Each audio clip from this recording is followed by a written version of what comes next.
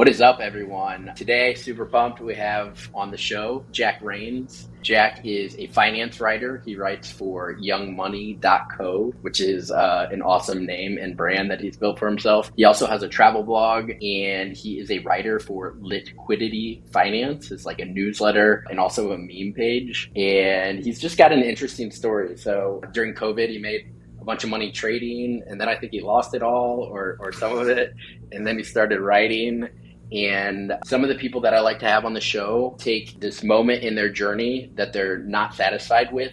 And rather than just keep going through the motions, they make this pivotal turn and veer off a different direction. And I think that's exactly what Jack did. So I'm excited to touch more on his journey. And I think there's a lot to learn from his approach to writing and then now how he has monetized that into a business. So without further ado, Jack, welcome to the show. What is up, my friend? What's up, Mitchell? Happy to be here. I guess if I ever need to give an elevator pitch of who I am or what I've done for the last 2 years, I should probably just take that introduction right there. That was perfect. Did I get it all right? Yeah, no, you did well. Nice. So I think we initially connected via Twitter, and the other week you tweeted out a funny thing about your resume. So you're going to business school, so you're like, oh, they told me to make a resume, so you made it really funny. I think you since have deleted it because your phone number was in there. But we could either, I guess, just what is your version of who is Jack Rains? Yeah, so the resume thing's funny because I do still technically have like my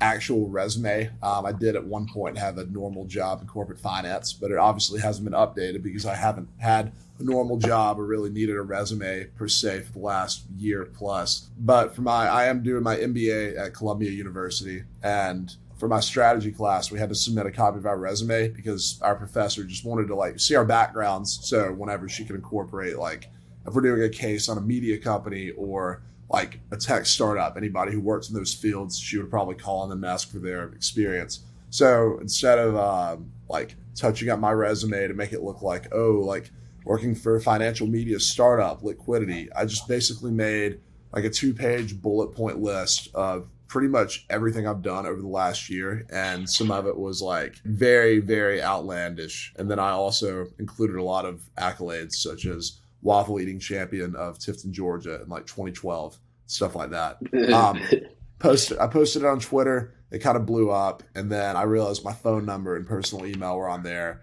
And I didn't want a bunch of weirdos from Twitter, like just spamming my phone. So sadly decided to delete it. Fair. There are weirdos on Twitter. There are also dope people on Twitter. And so it's just funny. You never know what's gonna take off. You also had a funny tweet that really took off. That was probably like your most viral tweet about the alphabet sort of making fun of all these Twitter threads. Yeah, that was insane. How many impressions did that get? It hit like 30 million impressions and I think like 430,000 likes. For those who might not be as Twitter savvy / addicted as us, there's been this real, like, I would call it honestly like a plague or epidemic of people giving basically engagement bait advice on Twitter by posting threads or a lot of tweets linked together where it's like 10 Excel tips you didn't know about, or these Google Chrome plugins that should be illegal because they're so useful. And they always get a lot of engagement on Twitter, and it's incredibly annoying because the content sucks. So I made a thread where I put, basically, if you're reading this, you probably speak English, but did you know every word in English is made out of the same 26 letters? Here's 26 letters you have to know. And I just put every single letter of the alphabet with like a really stupid description. Like the letter N, this one looks like a sideways Z. The letter Q, this looks like a fat sperm cell. Like just random stuff.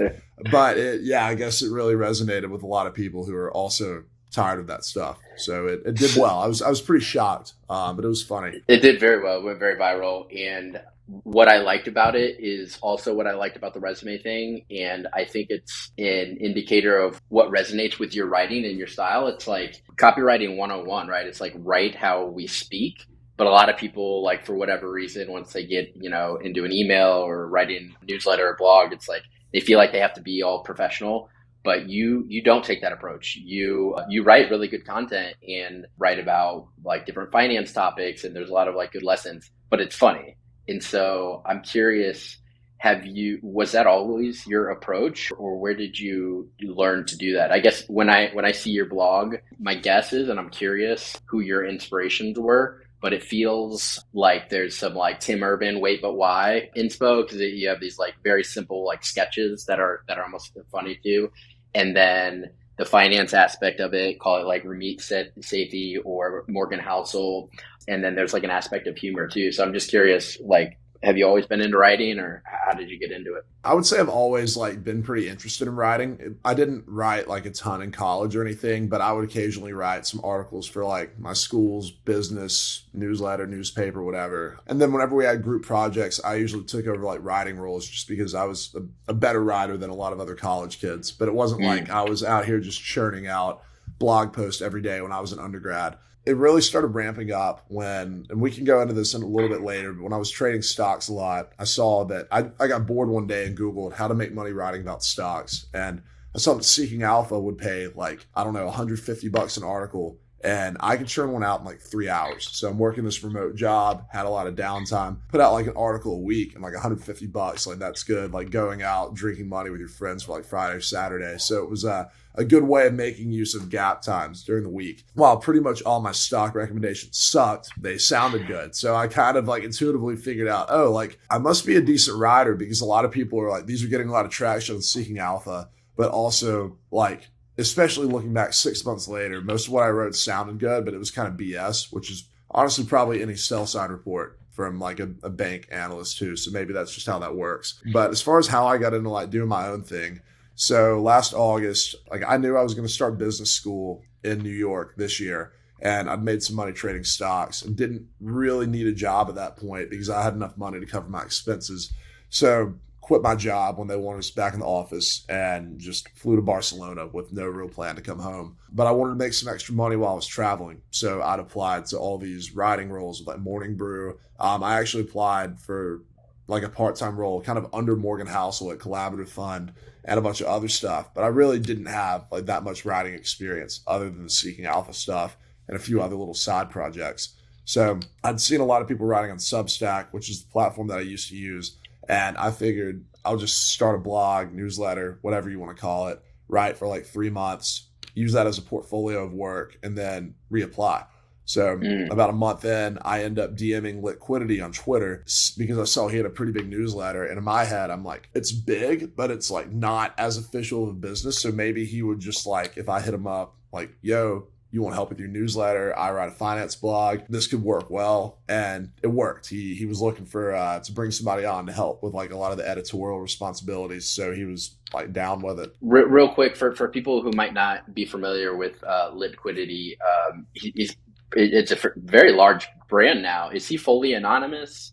Yeah. Can you just describe what that is? Yeah. So Liquidity is a really big finance / Instagram meme page that has like probably 1.5 or like between the newsletter and the social accounts, over 1.5 million followers. But he has a newsletter called ExecSum, which has like financial news. It has deal flow from like venture capital, mergers and acquisitions. And he basically had this meme page that he started like 5 years ago, and then figured out that a newsletter was probably the best channel to monetize it because it's like, obviously you can do like paid Instagram ads and stuff, but it's just the engagement's a lot lower on social media ads, the newsletter ads.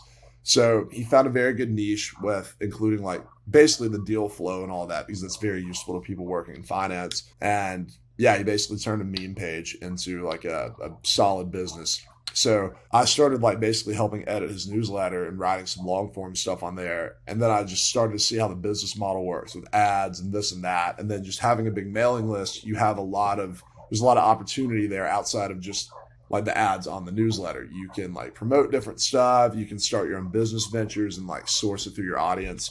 So my plan went from, oh, I should be a writer for Morning Brew to, if I get my blog big enough, like it is a business. You know, if you have a big enough mailing list, that's like such a valuable asset. So I kind of like changed my trajectory. I'm still working for Liquidity.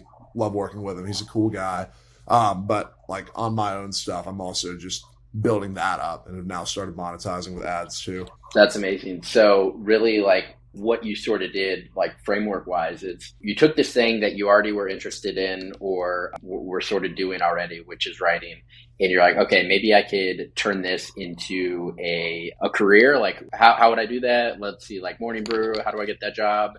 Liquidity looks cool. okay, well, I need to get a little like momentum and actually start doing it for myself first. So you start the newsletter just real Yeah. quick on Substack, get some momentum, but all of a sudden that turns into like a lot of momentum and you're doing that for yourself. I would imagine that by you actually doing the thing that helps get you the job with liquidity, and then you're able to sort of write on your own brand as well as sort of capitalize off of the brand of working with liquidity. And then now all of a sudden you have your own brand and you don't necessarily maybe need that, but you're focusing mainly on your own stuff in addition to working with them. Is that kind of how you thought about it? Yeah, 100%. And it's like, obviously, like, it's getting the like paycheck from liquidity is nice. And then like I like working with them and doing all that. It's been very useful for me for just kind of learning how this stuff works. And we do some stuff like Beehiiv, the new platform that I ride on, just rolled out a feature where you can like recommend other newsletters on Beehiiv. So whatever somebody signs up for Lit's newsletter Execsum, it pulls up a list of, oh, like if you read Execsum, you might also like Young Money and this and that and that. And I do the same thing on my end too. But it's worked out well growing my own stuff kind of under him too. Nice. Yeah, I see more and more newsletters using Beehiiv now. You pretty happy with that platform? Yeah, I think it's a no-brainer, best one out there just because Substack still has the biggest brand awareness, but considering Beehiiv launched beta mode in November and really rolled out in January,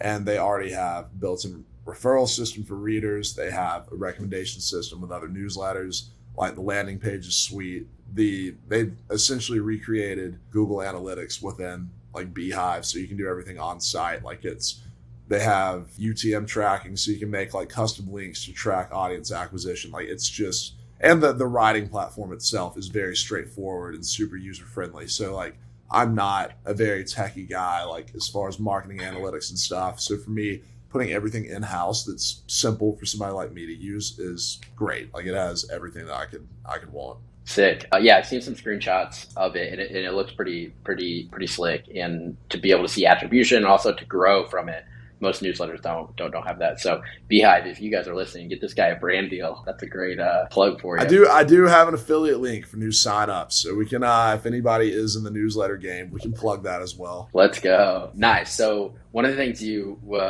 briefly mentioned was, well, first of all, how old are you? 25. 25. Do you consider yourself a millennial or Gen Z? Where is that? So it's funny. I actually looked that up on Tuesday. I am Gen Z. I'm somebody born in 97. I'm one of the oldest Gen Zers. I'm one of the younger people in my MBA class, and our professor made like a joke about like Gen Zers, and this girl sitting next to me said, "Aren't you a Gen Zer?" And I was like, I have no idea. So yes, I'm a Starbucks loving Gen Zer who's probably going to get a Java chip Frappuccino after this. There you go. Although I'm in Medellin right now, and I went to Starbucks Nice. earlier today, and they write a little funny thing on this. It's like this one says that Michelle has pretty eyes. So Nice. I'm a millennial, but I might have to spend some more time at Starbucks with you Gen Zers. It's a great international work spot. I was similar to you. I was in Buenos Aires for 2 months, and I did a lot of riding from my neighborhood Starbucks. Good Wi-Fi. Oh, sick. I think I'm going to Buenos Aires next. So you mentioned that you turned a few $1,000s into a few $100,000 trading during COVID. Can you quickly talk about that? Yeah, so I turned $6,000 in my Roth IRA, like a single contribution, into 400 grand in about 9 months. So yeah, I was day trading my retirement account while I was working from home, and it's as degenerate as it sounds, but it was a lot of fun. Essentially, and not to get too into the weeds of it, but I was trading SPACs, and there was a real bubble in the SPAC market. It's essentially an alternative way for companies to go public other than the traditional IPO process.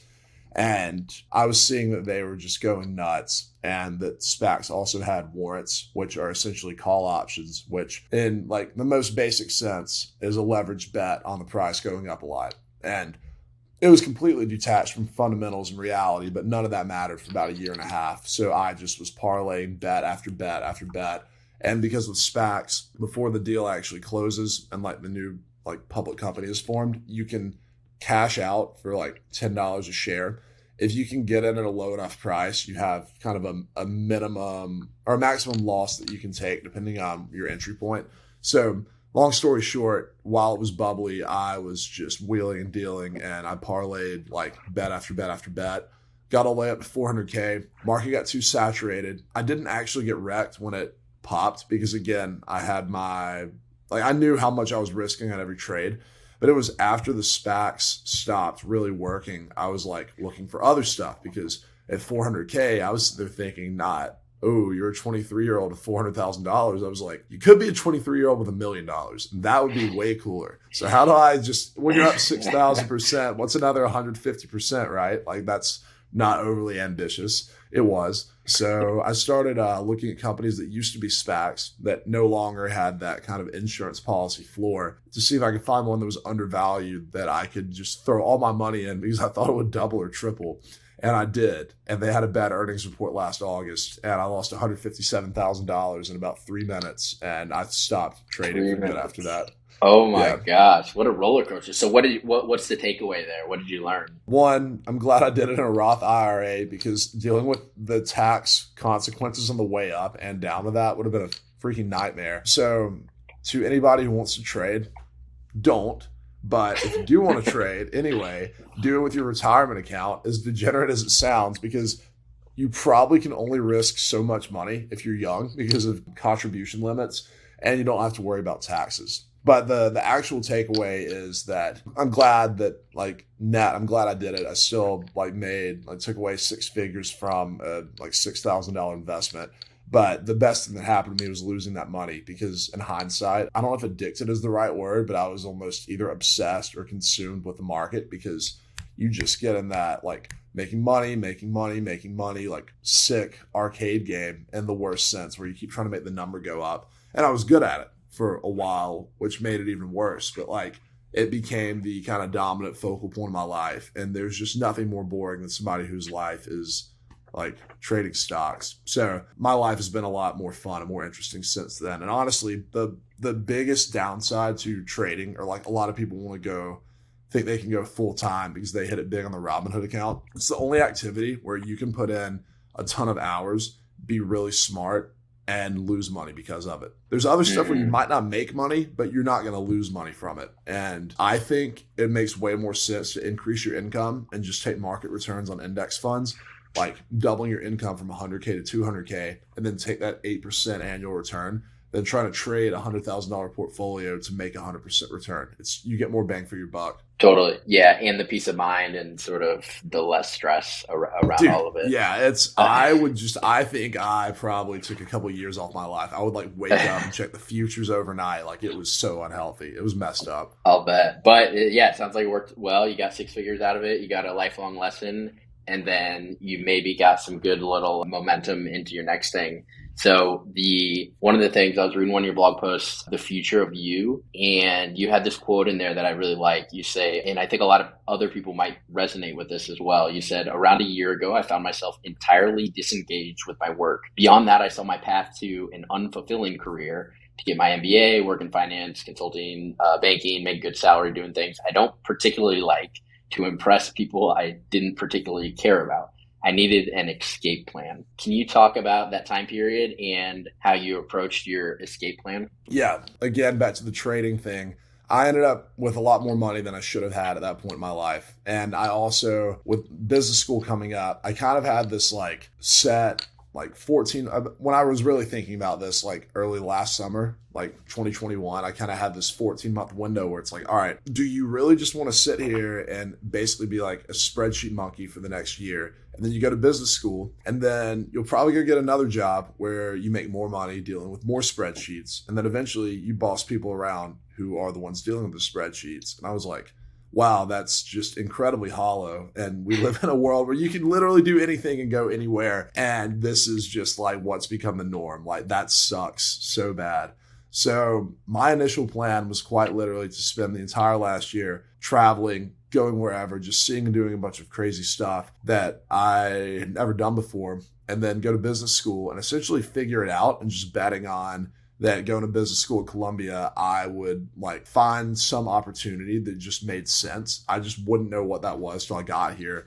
But I was pretty disillusioned to the idea of consulting or banking or the kind of traditional post MBA stuff. And I was like, okay, I'm just going to write this travel blog and just keep people in the loop of the stupid stuff I'm doing abroad. And I'm literally just about to have as much fun as I can for a year. And I don't know if you've read any of Tim Ferriss's stuff, but it's honestly fairly similar to, he's written about it in like the 4-hour work week, and then just some of his blog posts, but it's like that, like almost existential, like get out and do stuff. Now the writing itself along the way with that and the Young Money stuff actually kind of became that opportunity that I was looking for. I didn't initially set out for it to do that, but I basically, I've been out of the country for 9 of the last 12 months, like traveling around, went solo to Europe for a while, made some friends, got met over there. We went to Argentina together. I went back there this summer, but the writing kind of became that homeostasis, that constant, because I saw that as like, yeah, sometimes it sucks if you're out on like a Thursday night in Buenos Aires and then you have to go write a blog when you're hungover on Friday. But I viewed writing as a thing that kept me grounded, and then also as like the escape plan from ever having to have a job I don't want again. So it's one of those things where I think a lot of people are scared to make that leap to like, actually, it doesn't even have to be traveling. It could be starting your own business. It could be just moving somewhere different. Like that thing could be anything. But a lot of people, they tell themselves that the timing isn't right or the risk is too big. But I personally think that the biggest risk is just, it's cliche, but never taking a risk. Like just getting so settled in that sedentary, what you're supposed to do lifestyle, that one day you wake up and you're 50 and you never did that stuff in your 20s or your 30s, and you don't get those chances back. 100%. Yeah, it's like no time is going to feel like the exact perfect right time. But I remember for me, when I quit the corporate job, I had this feeling of just like right after I had actually made the decision and I was going to move to Austin and actively not look for a job for like a couple months. I just had this like almost like relief or just like confirmation of like, oh yeah, that actually feels right for me. And then I remember going to I would go to all sorts of events in Austin when I first moved there. And I accidentally went to this, I didn't really know what it was, but I guess it was like a career fair thing. And so it was like all these people selling themselves to these companies. And I had just kind of showed up. I was not looking at all for another job at this point. And so there was something interesting of having almost like leverage, or when I was like, oh yeah, I'm not looking for a job. I'm just talking to people and talking about their companies. And it almost made them want me more because I was saying I was denying them. And I think that the same thing goes with dating. The same thing goes with, it sounds like maybe some of your experiences too. And then for me, I'm curious for you, it's it just opened up so many doors that I might not have had open if I was just stuck in inertia doing the same thing. And for you, it sounds like you're able to take the writing stuff more serious, do some fun travel stuff. And then that kind of got you into this brand new highway of writing and sharing that with people. And it seems to be really resonating with a lot of people. Yeah, no, I agree with you 100%. And that's literally just human psychology I put out a piece today of 12 of my favorite books. That was my blog post. And I'm not to stray too far away from what we're talking about, but Mark Manson's book Models is it's a book on dating, but I found it a very useful book on psychology in general. And he has a line in there that essentially whoever needs the other person less wins. And it's not in a manipulating kind of way. It's just having the ability to walk away from a situation is just very powerful. And it's like you said, when you don't need a job, people want you. It is the same way in dating. If you come off as desperate, girls can detect that. But if you're very confident in yourself, then it's a lot more appealing and attractive. And with the writing stuff, it's I put myself in a position where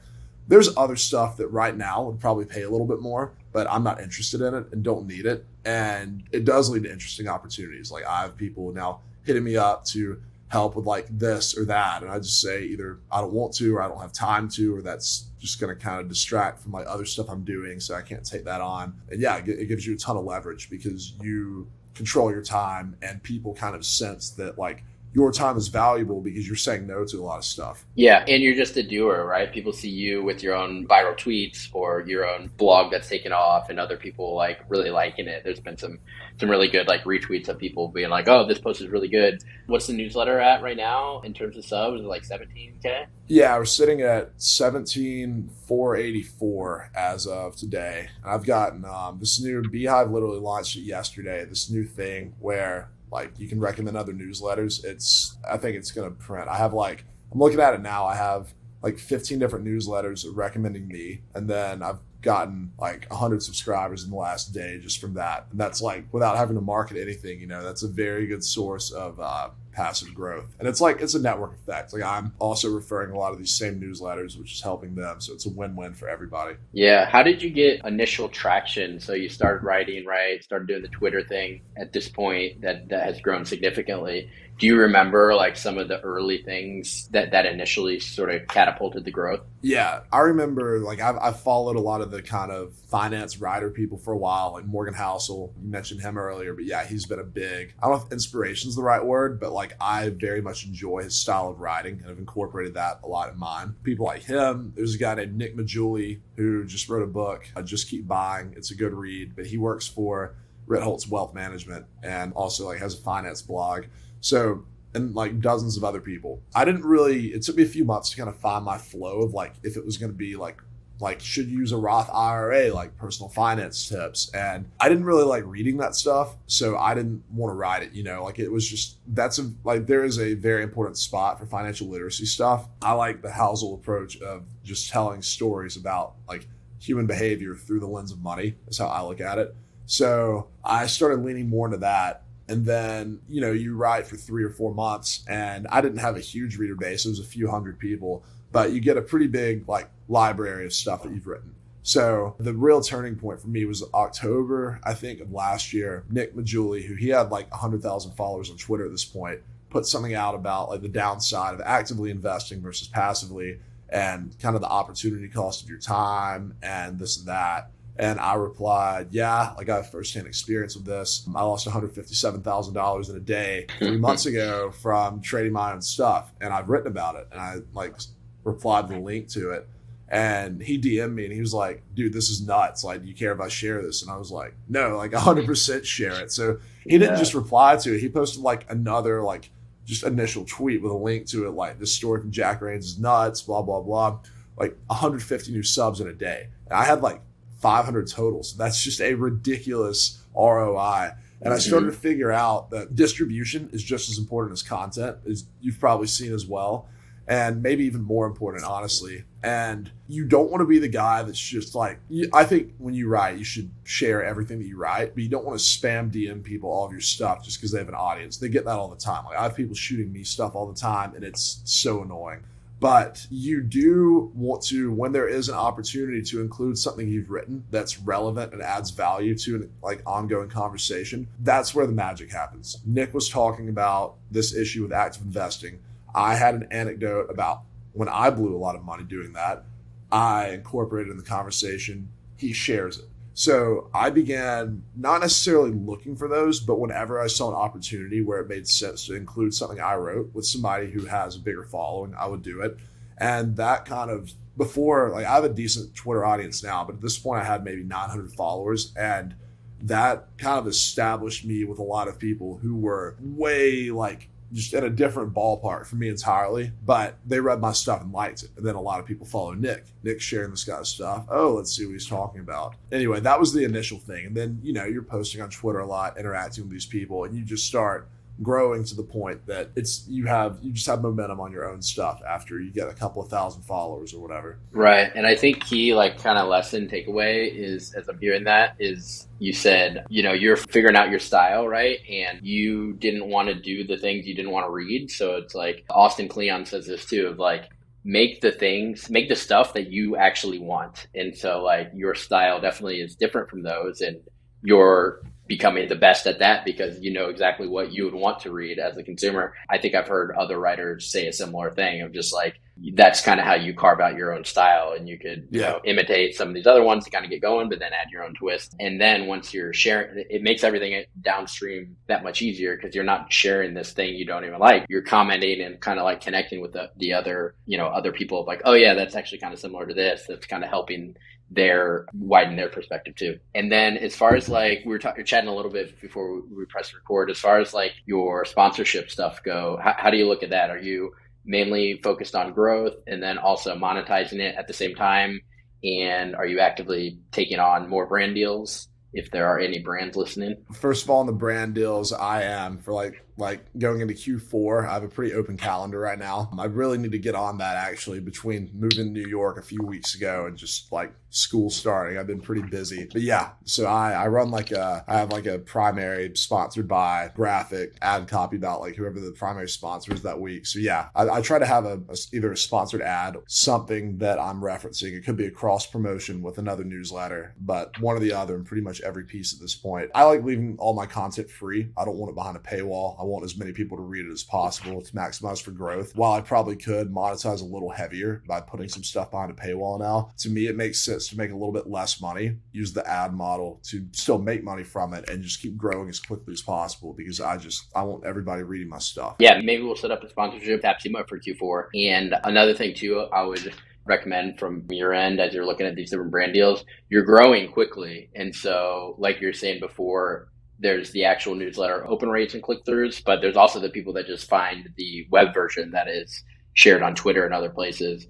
And so one of these posts might take off and then it ends up like the brand only paid a little bit for that, but again, gets a lot of traction. Yeah. So what's gotten more popular these last year or so are these hybrid deals where the brand will give a small influencer fee and then they'll also give you an affiliate link. And so, you got the guaranteed fee, but also if it takes off, you get a % of the upside. And that kind of like aligns both incentives for you as you're growing and it takes off, as well as like the brand. What do they want out of it? They want more exposure, more clicks, etc. Yeah. So you can start asking for those as well. And that might be helpful for you. Do you have like a dream brand that you would want to work with? I don't really know. That's a good question. I think there's some that would be really funny to work with, even though I don't know if it's a good fit. Like I think like as a single dude in New York who uses Hinge, the dating app, I think it would be hysterical to have a Hinge ad on my finance blog. Something like that. Or I think some that would be like good fits that are like some travel stuff like Hostel World or something like that. Not necessarily the finance ones are a very good fit, like whether it's like an ETF provider, wealth management, but some of the ones that are just a little more off the wall, I think are like very interesting fits with what I write. Yeah, you pimp out the sponsorship section. It's the very first thing, and like you always write like a good intro. So yeah, I think that would be funny to have like a Hinge or something a little less expected. And then the other thing I want to talk about is just like your creative process. So we've talked about some of your blog posts, like for example,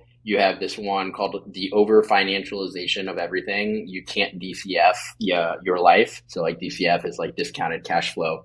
It's a type of analysis in the finance world, but you applied that to your life and how we maybe overvalue monetization, but there are actually, if you zoom out, there are these other aspects of life that we maybe undervalue along the way. What does your like day or week look like where you're, I assume, reading a lot of things and then, writing in your own sort of, oh, that's interesting. That's a nugget. I'll store that away. And then are you blocking off set writing times? Like, all right, I gotta bang out a blog post right now. And like, what's that kind of look like for you? I don't really have set writing times just because I really just have no idea what I'm getting into any given week. And I think that's a byproduct of starting writing when I was hostel hopping in Europe for 4 months. It's like, all right, like I'm on a train for 6 hours. I could write a blog post here. I want to go do this, but I said I'm going to put one out every Monday and Thursday. So it would be like, I might on a Sunday afternoon pass up on going to see the Coliseum because I needed a ride. Or occasionally it's, well, I've done stuff the last 5 days and now it's midnight and I haven't written a word. And then I stay up from like midnight to 5 a.m. to write a piece. Now that I'm in New York and I have a little bit more structured schedule, but it's still the same thing. I just know when I have to hit the publish button. And honestly, having the ads on it, like when you're kind of locked in with a sponsor, I don't want to have to like reschedule those or anything. So it's a pretty good motivator to make sure the stuff gets put out. And I just know like deliverability, open rate is better when you have a consistent send day and like cadence. I just know about how long it takes me to write stuff depending on what I'm writing about, maybe 3 or 4 hours, and then like go back and edit later. And sometimes it's longer than that. It's just creative stuff. You can't really completely block it. But if I'm rolling into Sunday and I have a piece I need to put out Tuesday and I haven't started, like I won't like make plans for that Sunday to go do stuff with people because I don't want to like time crunch it too bad. So I just have a feel for how much I can handle. As far as like how I actually come up with the content, I don't have a process for like, oh, like I need to learn more about stuff like this, potentially write about something like that. It's just a byproduct of like, I read a lot, both like books and just other articles, blogs, stuff online. And then I'm also constantly trying to talk to new people or talk to friends about their opinions on stuff or just stuff that's going on. And you have all these, like, when you least expect, like when I'm at the gym or when I'm out with friends or whatever, I'll just have an idea like, oh, 2 things that I saw this week all of a sudden come together in my head. That'd be a good post. I use Notion to basically keep everything organized, and I have like a list in Notion of writing ideas. It's like a backlog of like 75 ideas now. And just put a little bullet point, like we were talking about DCFs in my finance class, and then like the day before I'd seen something online about like, is an MBA worth it? It costs this much money. And I was sitting there thinking, I mean, yeah, if you run a DCF on it, it may or may not be worth it lifetime earnings wise. But if you look at the, like, when I say network of people, not even in a career way, but just like you meet a lot of fun, quality people that you're like hanging out with and living with for 2 years. Like you can't put a price tag on that. And then that's the idea. Like we over financialize stuff. You can't just like run a DCF on how you should live your life. Yeah. And so I think for anyone listening who wants to maybe start any new endeavor, but in particular, let's just use writing for an example. What would you recommend? It's like, pick any note-taking app, a piece of paper, or, maybe you want to use Evernote or Notion, whatever, and just start making a list of the things that you're most excited about to write for, and then to write about. And then, as you keep doing it, the other thing that really resonated with what you said is you picked a schedule. So like constraints equal creativity.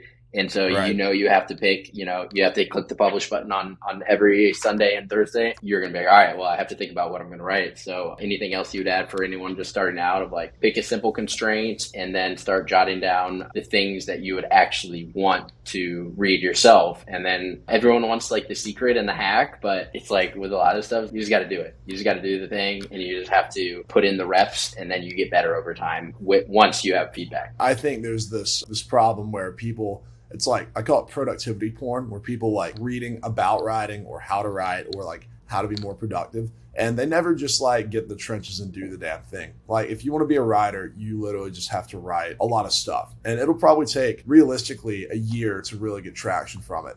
And that's if things are going well. It can take longer than that.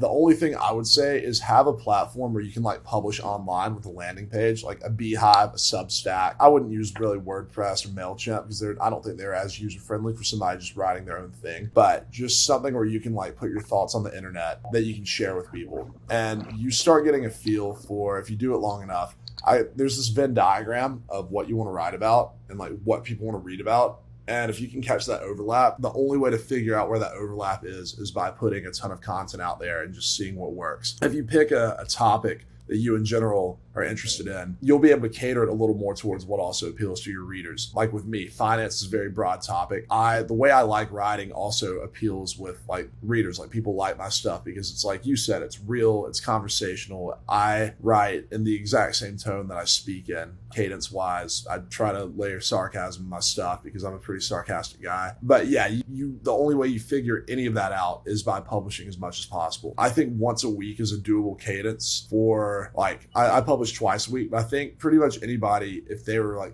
like serious about putting stuff out, could do once a week or at least once every 2 weeks. And the more you can put out, the easier it'll be to see what works and what doesn't. But yeah, it's like anything else, starting a business, playing a sport. Like you can read about how to play basketball all day, but you have to actually get out there and dribble and shoot to get good at basketball. Writing and any other skill is the same way. For sure. Writing, I'm learning Spanish right now. I was first researching what are the hacks, where are the shortcuts, and I realized it's like, Spanish. It's just a game of tonnage. So like, they call it 150 hours, whatever. So I just made a spreadsheet. I was like, here's every day over the next 3 months. What if I did 1 hour a day? How long would that take? It's like, all right, what if I did 4 hours a day? It's like, okay, well, at least do 1 hour, maybe some days more. And it's like, all right, I'm just going to hack away at it. I'm going to live in a place where I speak it every day and just try to put in the reps. No shortcuts around it. Sure, yeah, I want to prioritize like the things that will get me there quicker, maybe memorizing, starting with the 1,000 most popular words and, insert whatever craft you have. Maybe there are these little things. But at the end of the day, you just need to put in the work. I wrote a piece on the most like efficient way to learn a language because I've been learning Spanish too. Colombia is probably the best country to be in. The accent is so much easier there than it is in like Argentina or Chile or something. But yeah, it literally is memorize the 1,000 most common words, memorize like past, present, future tenses, and then you just have to speak as much as possible with native speakers. And then you like slowly build your vocabulary off of that. But once you know the 1,000 most common words, that's about 85% of spoken language.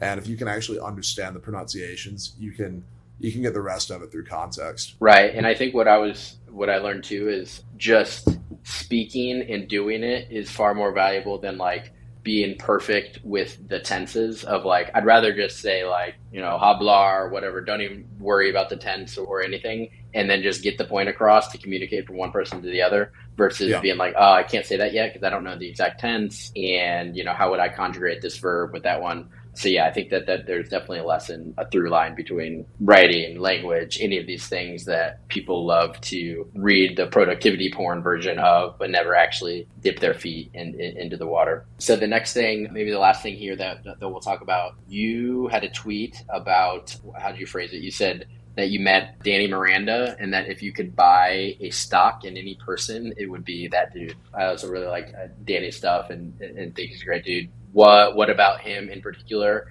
And then if you had to buy, 2 more stocks in people, you've done this quite well with other stocks or warrants rather. Well, I did imply. I'm yes also really screwed up. So true. Like So buyer beware. Why Danny, and who else for your other 2 picks? It honestly annoys me that I can't remember who put me on Danny's stuff. I don't know if it was like a friend or a Twitter friend or just somebody who like replied with the email one time. I've literally searched my stuff for Danny Miranda to figure out where it came from. Somebody put him on my radar and said, you should get on Danny Miranda's show sometime. You and him seem to have a lot in common. It's kind of like, he's like the podcast version of your blog, basically. And I was like, oh, that's never heard of this guy. That's interesting. Look him up on Twitter. We have like the same number of followers, listen to a couple of his things. Like we have very similar kind of life outlooks. And then I see that he's published, I don't know how many podcast episodes. So like he's been hustling too. So I was like, oh, this is cool. So I straight up just messaged him on Twitter and I was like, yo, somebody put me on your stuff and said, you should meet Danny Miranda. You guys have a lot in common. I was like, you from New York? Because I'm moving up there in a month. And he was like, yeah, like he lives in Long Island, but comes to the city a lot. He's like, dude, yeah, let's link up. And he's like, send me some of your stuff. I'm interested. So we were both, it was like the Spider-Man meme where we were like, oh, like we're on the same page here. And we're kind of in very similar spots of like definitely haven't made it. Like we're not superstars, but we have momentum now and like stuff's going well. Like we're like balls very much in our court to make it happen. But like just the way that he talks about like what he's doing with the podcasting stuff and how just like in the trenches he is with it, he's going to make it work, Like everybody has the idea of, oh, like it's like every dude's dream to launch a podcast with the homies, but he's like he's out here doing it. He's had some big name guests, like Sam Parr was on the other day. What's pretty wild to me is he isn't like, when I say he isn't killing it, it's not like he's making like millions of dollars on this podcast. Like I was actually shocked by like it's doing well and the momentum's like killing it, but I actually thought he was already like one of the top dogs just because of how well he presents himself, if that makes sense. And I told him that. He was like, yeah, no, I've gotten that from a lot of people. Like people are shocked that like I'm not at like millions and millions of downloads yet. And I was like, yeah, like you're gonna get there though. It's very obvious that his momentum's good. And it's that he's at that spot where it's something he's both very good at. Like he's incredibly good at interviewing people. It's a good skill. And he's also super passionate about it. And if you're really good at something that you're passionate about and there's a way to make money from it, which there is in podcasting, you can crush it. So I'd back up the truck to bet on him. Nice. Yeah, that's a recipe for sure. It's just like you're playing a different game and definitely the long game and over time that pays off. Any other people top of mind that stick out that you'd buy stock in? Yeah, I think Kyla Scanlon, we connected like last fall. She got huge making these like, it was like TikToks about macroeconomics, which sounds lame, but she's so both direct and funny and really good at explaining complex stuff to people in their 20s that might not be like in the trenches with econ. Like, I don't know if you like read any of her stuff or watched her videos, but I she's just one of the pulled best. her up. Yeah, I have. I think I even complimented her on it because somebody in a writing class I took shared, I think, a Substack that she made, and she's on Twitter at Kyla Scan, KYLASCAN. Yeah, that's a perfect example of like, people who are, I'm not super familiar with their stuff, but like people who are really good at it and are really interested in the thing. I would say similar to you, similar to Danny, similar to these people who are just like, oh, they're just playing a different game because this is fun for them. And whenever Yep. there's something fun that for that individual person, it no longer feels like work, and so they're gonna definitely Right. outperform. The other one is my boy Tyler Dick. He's actually the CEO of Beehiiv, which is the platform I ride on. But he's a killer. He used to be at Morning Brew, and he was there. I don't know what his official title was. He was one of the first employees there, but he was like the main reason why they went from 100,000 readers to a couple million. Like their referral system, basically all of the back end stuff that like helped their growth, other than the content creation itself. He was like the main guy behind that. And when he built Beehiiv, his plan was literally like before this, you would have to work with Sail Through and Snowflake and Google Analytics, and it's expensive and clunky having all these different things. So him and his team have built this platform, Beehiiv, where it's like they basically incorporated all that in one spot, and it's like pretty cheap to use. Anytime I have any issue with anything, like DM him or one of their guys, and there's a fix or a new feature, like there's like 7 or 8 people on their team, and they've been shipping out new product like every week. Like a lot of people were either like nervous to switch from Substack to Beehiiv, or thinking about going from Beehiiv to Substack, because Substack had this where you could recommend other newsletters on your thing. And he was like, yeah, give us 2 weeks and we'll have the same thing. And they have it. And instantly organic growth is going through the moon. So I personally think he's like, it's like his passion project. Like he's an assassin on this stuff. And like, honestly, I don't think the dude sleeps, but I'm very confident that Beehiiv is going to become like, I'm very bullish on the whole creator economy in general, of like individuals being able to, I don't want to say build brands, but like building up their own audiences that are more valuable than traditional marketing campaigns. And I think that Beehiiv is going to serve that like niche of creators so much better than anyone else, that it's going to become like an incredibly valuable platform. So yeah, Kyla and then Tyler would be 2 people that I would buy stock in if I could. This was awesome. Really appreciate you coming on the show. People definitely check out your work at youngmoney.co and follow you on Twitter. The handle is Jack_Rains, Raines. Yeah, I think biggest takeaway for me and for anyone listening, it's like just make or do the thing that you want to consume. And I think if there's more people doing that and less people just kind of going through the motions, then like the world is just a little bit better of a place. And like it's fun to read your stuff and to laugh and learn at the same time. I think that's rare, and I think your personality sort of shines through in the newsletter and your work. So I'm super pumped that we met, and I appreciate you. And certainly we'll be watching your stock rise. So Jack Rains, anything else you want to leave the listeners with? That's all I got, man. I appreciate you having me. This was a lot of fun. Hell yeah, brother. Awesome, my friend. Well, until next time, appreciate you coming on the show. Adios. Adios.